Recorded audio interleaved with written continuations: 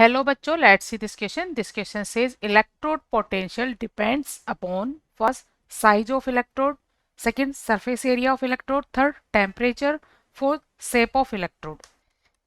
Key concept to introduce the main concept of this problem is electrode potential. Electrode potential किसी cell में produce two terminals के potential का difference होता है. It is the difference of terminal potential and इसकी value निकालने का formula है E cell is equal E naught cell minus R T upon N F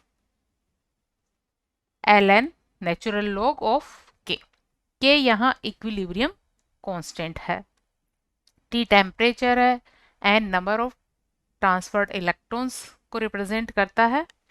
so यहाँ से ई सेल डिपेंड्स करेगा इन फैक्टर्स पर, टेम्परेचर पर और के पर. के क्या है? Equilibrium constant. This is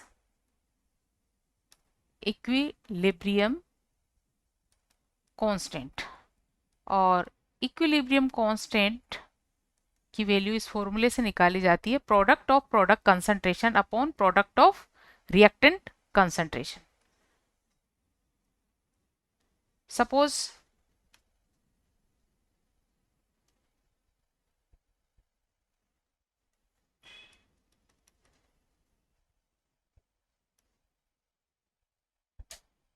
this is the product of product concentration upon product of reactant concentration.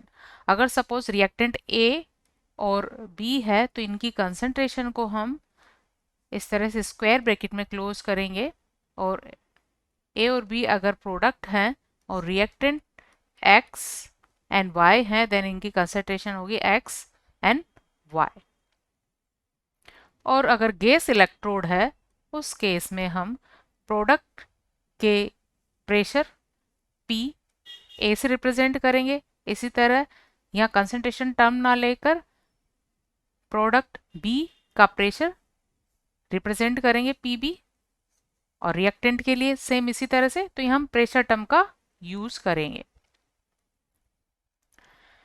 So K की वैल्यू के अकॉर्डिंग E नोट की वैल्यू डिपेंड करेगी